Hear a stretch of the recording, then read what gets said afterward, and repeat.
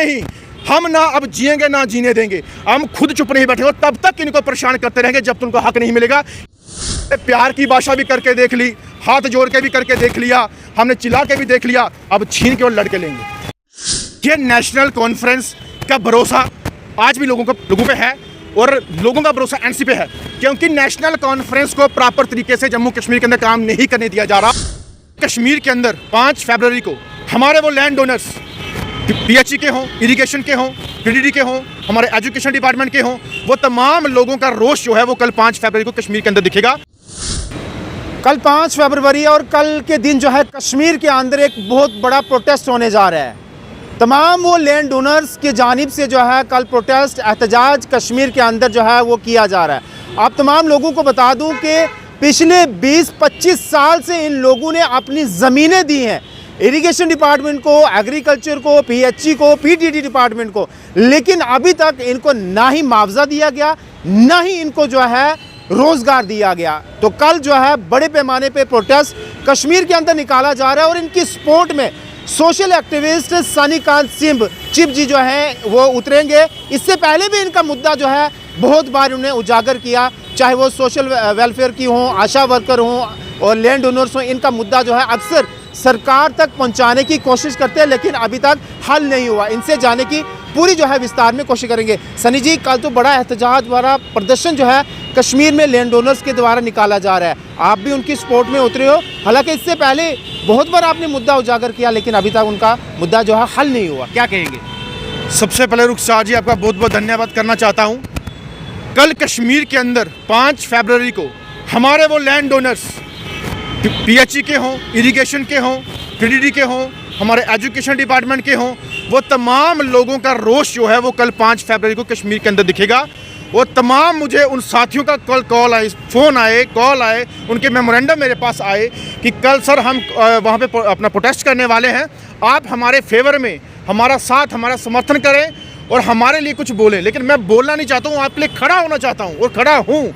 और आपके समर्थन में हमारे तमाम वो साथी आपके साथ हैं जो हमारे साथ अपने लोगों की आवाज़ उठाते हैं। और कश्मीर के अंदर अगर आप अपनी आवाज़ उठाते हो तो जम्मू के अंदर भी आपकी आवाज़ बुलंद होगी, जम्मू वालों की आवाज़ भी कश्मीर के अंदर बुलंद होगी।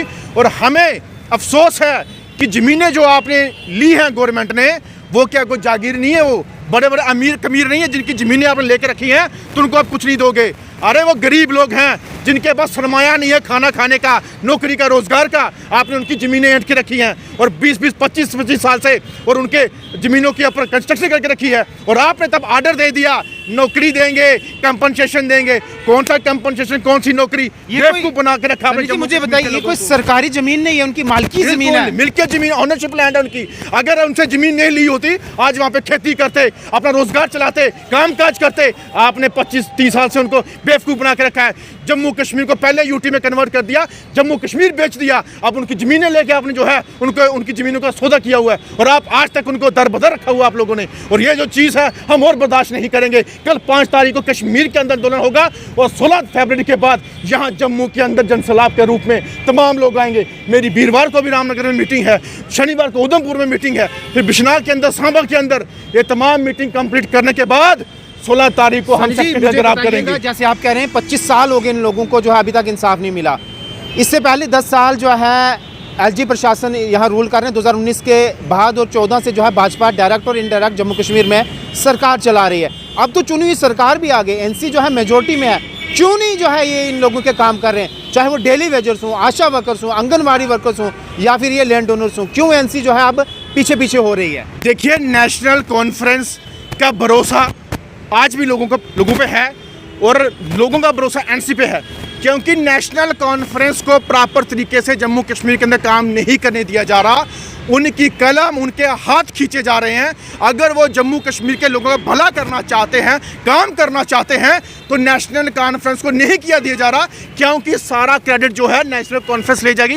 ये सोच भाजपा के नेताओं की है, लेकिन उस पर हमारे वो जो गरीब लोग पिस रहे हैं वो हम बर्दाश्त नहीं करेंगे। हमें गरीब लोगों का साथ देना है, वो चाहे डेली वेजर्स हो, चाहे आम जनता हो, वो नौजवान हो, हमारी आशा वर्कर हो, मिड डे मील कुक हो, लैंड डोनर हो, CPW वर्कर हो, कुछ भी हो, कोई भी हो, लेकिन उनका साथ हम नहीं छोड़ेंगे। हमारा हक जो है वो सरकार को देना पड़ेगा, वो चाहे सेंटर की पॉलिसी हो, चाहे एलजी साहब की पॉलिसी हो, देना होगा।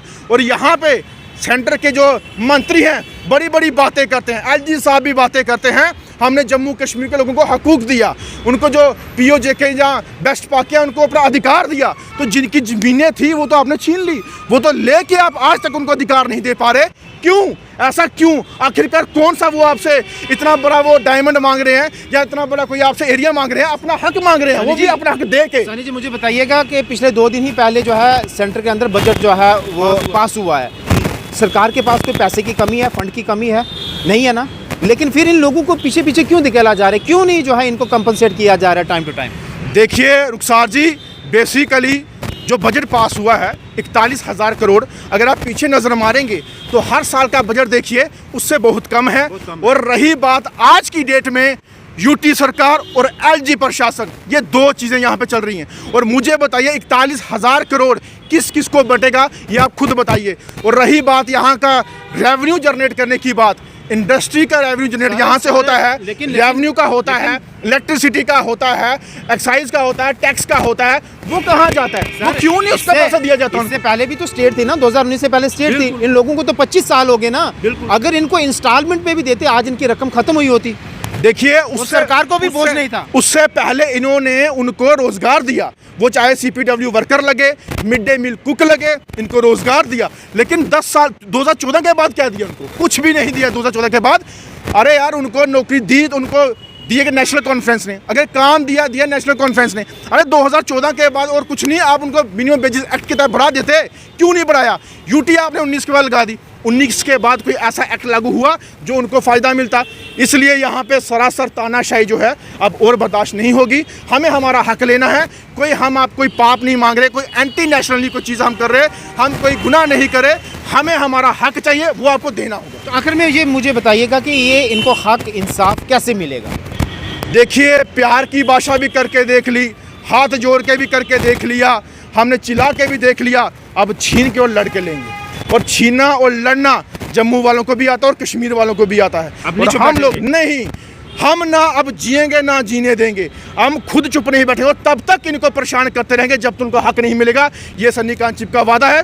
और हम लोग खुद भी चैन से नहीं बैठेंगे, बैठने हम इनको नहीं देंगे जब तक मेरे लोगों को हक नहीं मिलेगा। चलें जी, बहुत शुक्रिया। तो जिस तरीके से आपने देखा कि इन लोगों का भी जो है ये कहना है और मानना है कि बहुत जल्द जो है इनको जो है कंपनसेट किया जाए, क्योंकि 25 साल बहुत बड़ा एक अरसा होता है, बहुत बड़ा टाइम होता है, समय होता है। अभी तक इन लोगों को कंपनसेट नहीं किया गया, ना ही इनको रोज़गार दिया गया। तो इस सरकार से, एलजी प्रशासन से गुहार है, अपील है कि कृपया करके जो है इन लोगों के ऊपर भी ध्यान दिया जाए और इनको जो है इस मसले को जो है हल करने की जो है जल्द अज जल्द कोशिश की जाए। धन्यवाद।